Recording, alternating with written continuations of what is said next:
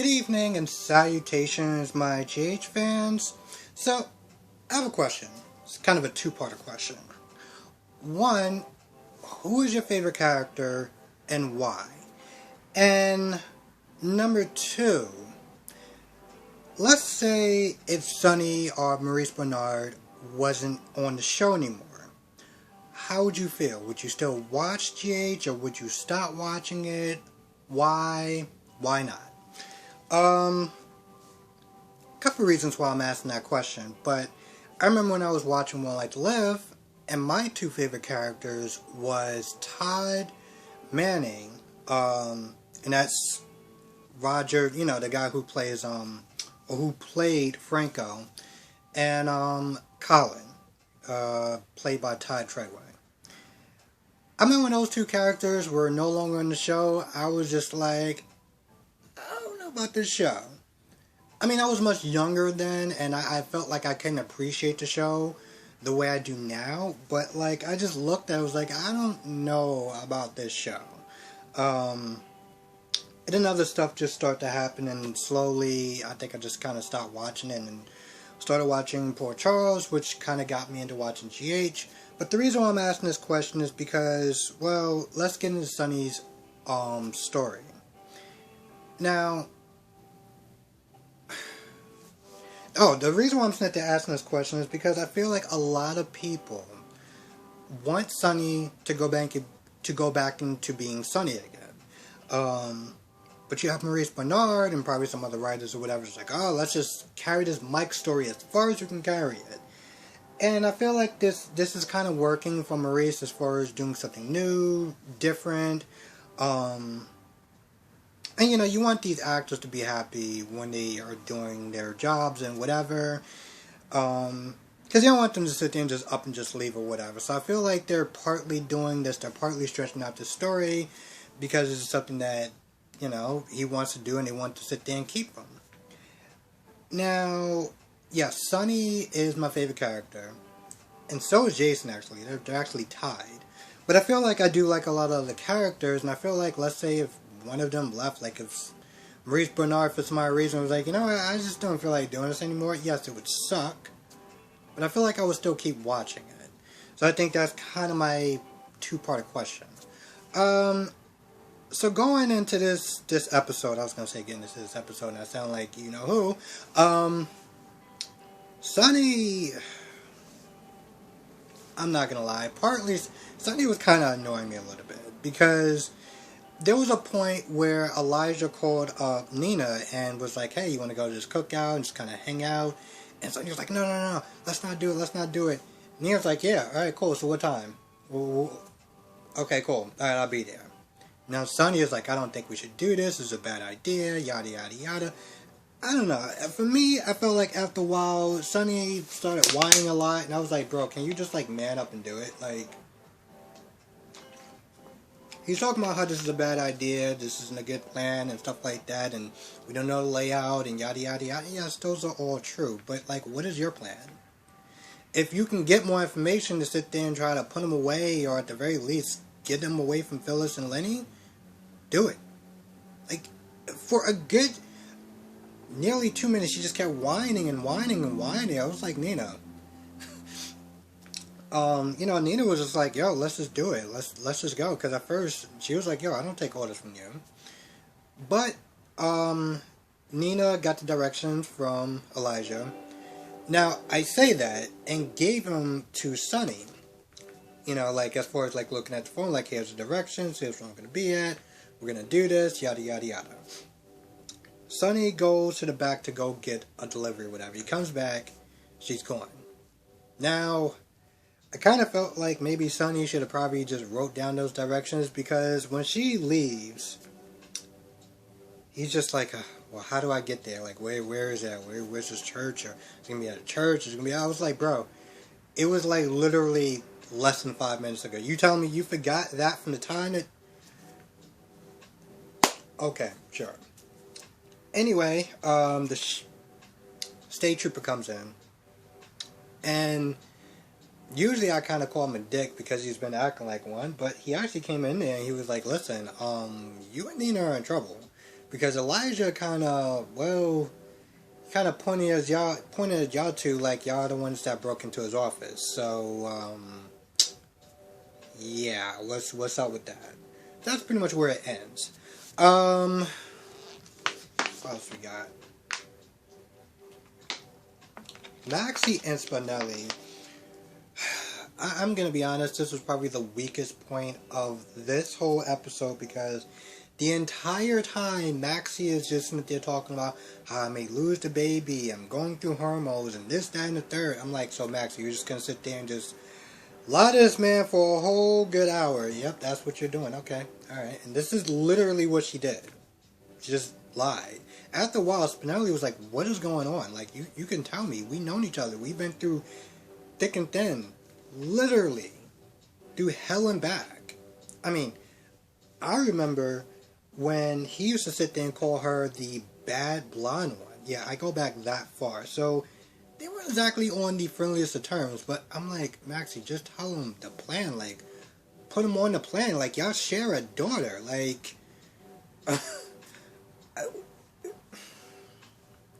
But she really doesn't, and I don't even think she did. She doesn't even do that towards the end. So this whole thing is just like, just goes nowhere, honestly. I'm still sitting there thinking about, because I'm talking about the next segment of this episode, Gladys, or as Brock TV likes to sit there and says, Diddy Diddy Dummy, or no, Diddy Diddy Dum Dum. Actually said that. This is so funny. I was thinking about that the entire time because when diddy diddy dum dum, when Diane comes in and Cynthia trying to coach this woman on what to say, so this way you can put, which I love how they keep Cynthia talking about putting Cyrus away to jail, like that did so much the first time when he nearly wiped out your whole family. But, okay, I'm pretty sure somehow it's going to be different. So, Diane's not there trying to coach this woman on what to say everything, and this way you can help out your son. Gladys is being Gladys as usual. I want to make sure that I want full immunity. I want to make sure I'm good. Carly's like, yo, your son may end up in the morgue. Okay, so we need to kind of get your story straight.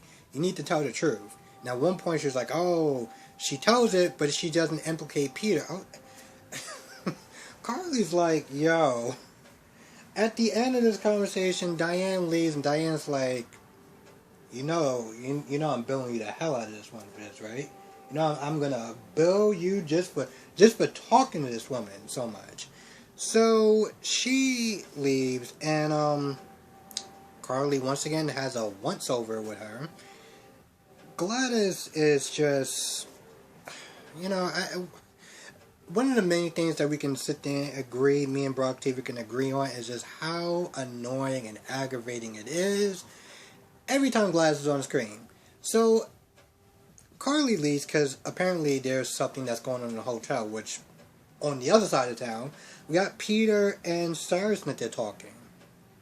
And Cyrus brings in Peter to smear Laura's credibility. Since they're saying, hey, she's worked with the mob, and Carly took over the mob, and Laura's they're turning a blind eye towards organized crime when it comes towards, just to kind of smear her name and kind of, whatever. So that's his plan as far as getting some dirt on Laura. But he gets a call because Cyrus is just so well connected. He gets a call basically saying that Gladys is going to be sitting there testifying against him and Peter. So he gets that call. He tells Peter. Peter freaks out. Okay, Peter freaks out. Peter's like, yo, what are we going to do about this? Like, she's going to implicate me. We got to come up with a plan. Like, what's going on? And at the same time, Peter tells Cyrus about the meeting of Sasha and Brando, going down to the elevator stairs or whatever. And this is something else, and I did kind of watch a little bit of Brock TV's whole, some of his review. Because Sasha looks at Brando, because Brando walks over like, hey, what's going on? What's going on with the baby? Sasha's like, yo, what are you doing? We can't. We're in public. What is wrong with you? You do realize that he owns his hospital. He has eyes everywhere, and you just give no F's at this point. And yeah, the fact of the matter is, they were talking for a good couple of minutes, and I'm just like, so you're not supposed to be together with each other, and y'all just kind of just hanging out, just chilling. You couldn't have just did this over a text. You had a okay, cool. Suspense, I got it.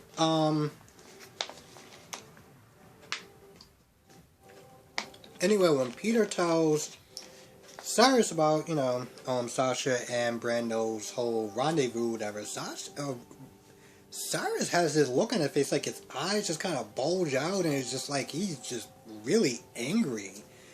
Which is really odd, because again, just want to kind of remind everyone, not remind everyone, because everyone already knows at this point, I'm assuming that you do, that I never really felt like, Cyrus had this whole super obsession with Sasha until, like, recently. Until the writers decided, super obsession, okay, go. And now, out of nowhere, he's, like, totally obsessed with this woman. Like, the way he was, like, angry, it almost seemed like she was cheating on him. Which is weird, because they never really actually had a thing, but that's what obsession really comes down to. So he is angry and livid. Now, at some point, Carly has to deal with some gas. I'm assuming it was orchestrated by Peter. Because when Carly leaves, and, her name, Gladys, is like running up the tab, up her, bill tab or whatever, because, well, she's just, trash like that. The guard that was supposed to be waiting, like, at the door, magically isn't there. At all. I wonder what kind of skills Peter actually has. So when Gladys answers the door thinking it's room service, well, it's Peter. And Peter just walks in like a damn psychopath. I mean, this guy literally had serial killer vibes. The look on his face. This guy, I want to see him in something else. I want to see this guy, Peter, well, the actor that plays him, I want to see him in something else. Something villainous. I think the only time I actually seen this guy outside of GH was in this show called CSI Miami, which I love that one, by the way. But yes, so he comes in, and now at this point, he pretty much kidnaps Gladys, and, Brando and Sasha are talking, he gets interrupted by, Cyrus, because he has to do a drop-off or whatever. So, at this warehouse somewhere, you got Cyrus, you got Gladys that's tied up, and Brando walks into the room, and Cyrus pretty much is like, hey, what's going on? Look what I found. That's not what he says, but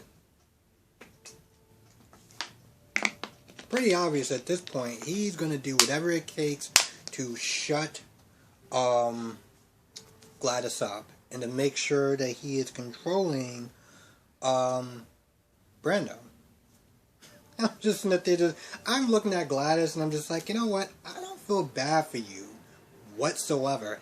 I feel more bad for Brando because Brando, unfortunately, you can't choose your parents.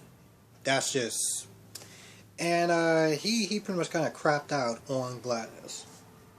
But Brando is a pretty great person. He's gonna love that woman no matter what. And you see in the previews, he's like, what I gotta sit there and do to get my mother released, So, once again, Cyrus is way step ahead of anyone else.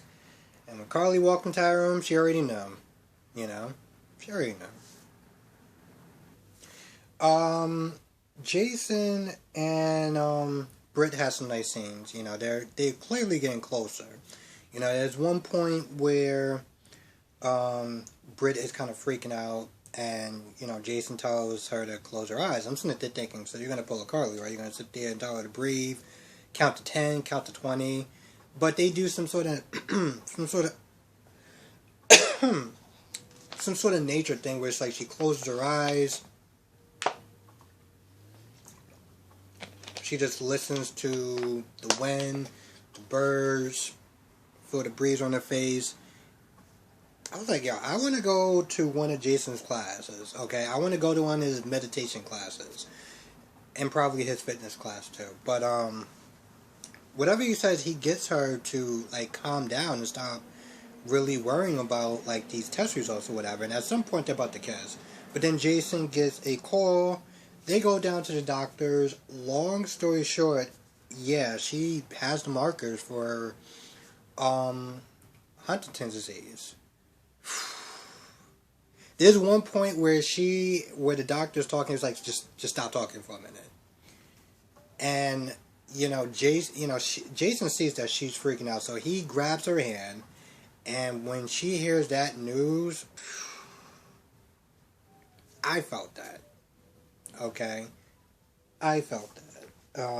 It was actually pretty sad.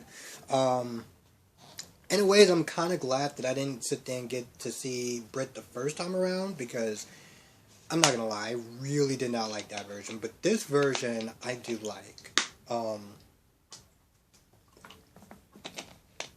yeah, we find out today that she does have the markers, so I don't know how Huntington's disease actually works. I don't know how they're gonna work it for the show, but whatever it is, from what she was talking about, it varies. It can happen at any point in time. You know, be tomorrow, it could be a couple of years, and that is a scary thing. And one of the things I did like about how they were talking with Britt and Jason was that they were, in a lot of ways, kind of talk about living in the moment and stuff like that. Like, you know, Britt when she used to go camping, and Jason on his motorcycle and stuff like that. And the way they was they're looking at each other and stuff like that, I was like, yep, she's gonna be the next Sam. Actually, probably better than next Sam. So, yeah. Not gonna lie, I feel like that's pretty much about it. I think one of the reasons why it's actually a little bit shorter is because the whole Maxi and Spinelli scene just kind of seemed like a waste of time, because they didn't accomplish anything. Maxi just kept, well, not telling Spinelli the truth, and then as the hour passed, Spinelli started getting more worried, and towards the end, he finally asked, like, what's going on, and she doesn't answer. So I felt like their whole scenes were just somewhat pointless. I'm gonna be honest. It was kind of pointless. I don't know how Brock TV actually got through this whole review in 12 minutes. If somebody knows, please let me know in the comment section. I'm still snitching think about the diddy dumb thing. But yes, let me know who your favorite character is and why. And let me know if you, if Maurice Bernard decided in a week or two he wasn't going to be doing this anymore. Would you still watch the show? Why not? All that good stuff. I was thinking about that a lot at work, and because a lot of times, sometimes I go on his Instagram page, and he'll put little teasers, whatever. One day he put a teaser of him and his flannels or whatever, him and the business suit, and he was asking people which one do you like better? It was bro, you know which one you like better. Why are you asking that question for? And I know this is something that he wants to do. I feel like this is something that he wants to do to kind of change things up, do something different. But I feel like it's one of those things where it's it works right now because the story is getting good. But at the same time, it's bro, at some point we want you to go back to being Sunny. And I feel like I just wonder if he's actually just going to get bored one day and be like, I don't want to do this anymore. And he just leaves. Which I hope he doesn't, because I'm pretty sure they pay him very well. But, I don't know. I just want to kind of pose that question. With that being said, I'm going to go. Thank you for watching. Be safe. Let me know what your thoughts are in the comment section below. See you in the next video.